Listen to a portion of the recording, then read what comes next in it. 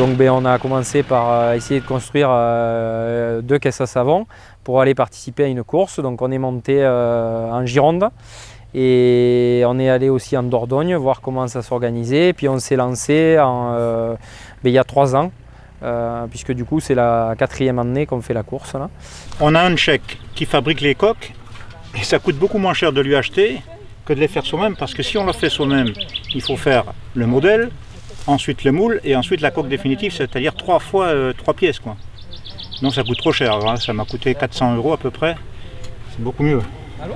C'est assez important, c'est pour ça que la forme, vous la voyez, mais la différence c'est ce qu'il y a dedans quoi. On voulait trouver une animation qui sorte un peu de l'ordinaire sans reprendre le traditionnel intervillage. Donc du coup on a décidé comme ça de partir sur l'idée de la caisse à savon.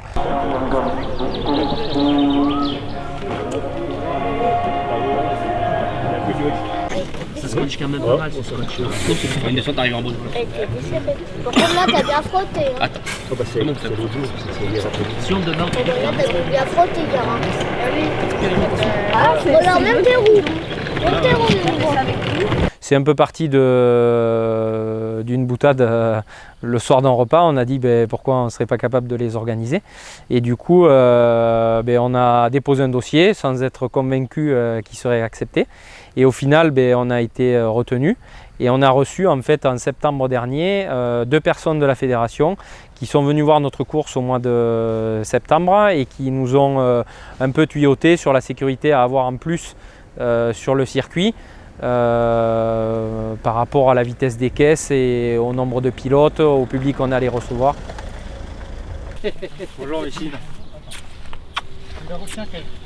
Comment vas-tu? Ouais, ça va. Ouais.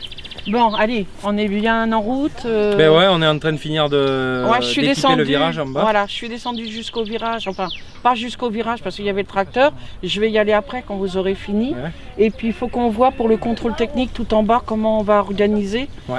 Et cette année, du coup, le championnat de France est à Espeiro.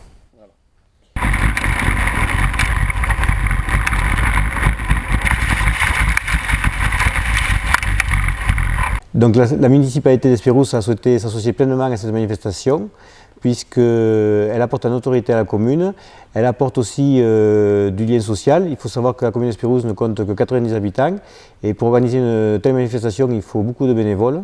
Donc nombreux sont les habitants qui spontanément viennent aider à la préparation de cette journée.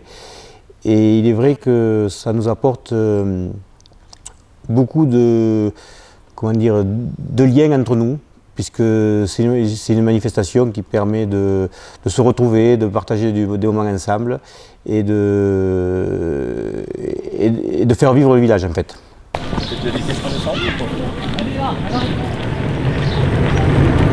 Ouais.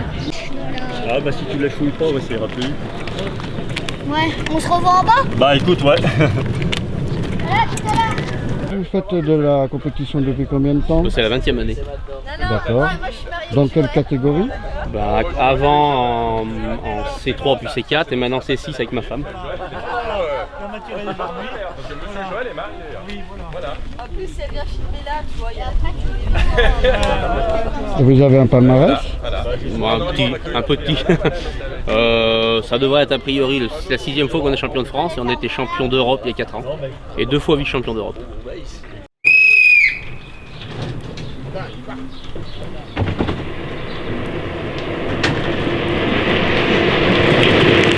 Donc devant l'ampleur de l'événement qu'on avait organisé, on a dû faire appel un peu au comité aux alentours, donc le comité des fêtes de Saint-Maurice, de Molière, qui vont venir nous aider, donc, ou pour la préparation qui sont là aujourd'hui, ou qui seront là samedi et dimanche pour nous aider durant les courses. On a eu pas mal de partenariats avec les assos aux alentours.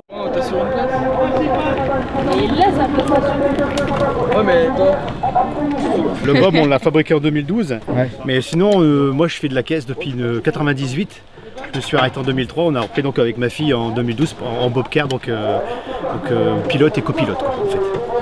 Et on a été qualifié donc l'année dernière avec le comité de Haute-Normandie On était vice-champion de Normandie et on a pu participer donc au championnat de France cette année avec un grand plaisir parce qu'il y a une super organisation et un grand soleil. Donc on a été aidé par beaucoup de collectivités, à commencer par le conseil régional, la communauté commune de Grand Figeac, également le conseil départemental, lui beaucoup d'aide financière mais aussi d'aide technique, et la commune d'Espirous qui elle-même a participé financièrement et qui aide aussi au niveau technique en mettant à disposition des locaux, du matériel.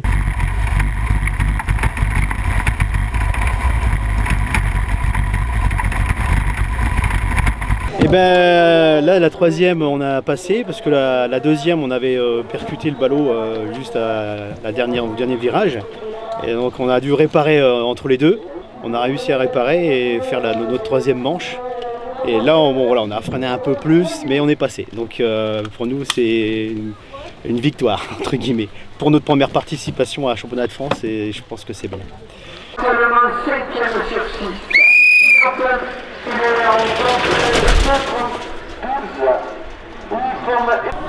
T'es sorti où? À l'extérieur ou t'es mis le nez à l'intérieur? À l'extérieur, comme tout le monde. T'es allé là. Mais j'aurais été caréné. Ah bah tu t'as plié contre? Je passais. J'aurais été caréné, je passais. Ouais. Ça, il manquait. Ça léchait? Ouais, ça Il léchait. manquait que dalle et ça accrochait. Dès que ça accroche, c'est plus. Allez, c'est mort.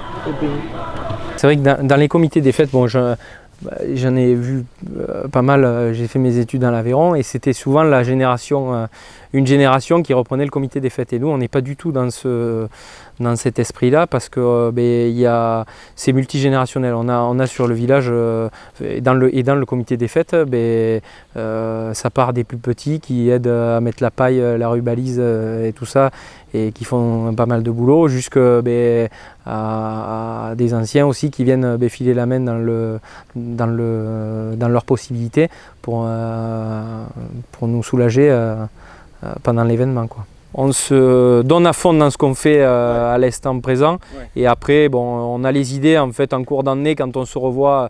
Là c'est vrai qu'on est plongé à fond dans l'organisation parce que c'est quand même il y a une grosse organisation dont on ne s'est pas trop soucié quand on a déconné de prendre le championnat de France et du coup là on est à fond dedans et on réfléchit pas trop à ce qui va se passer après.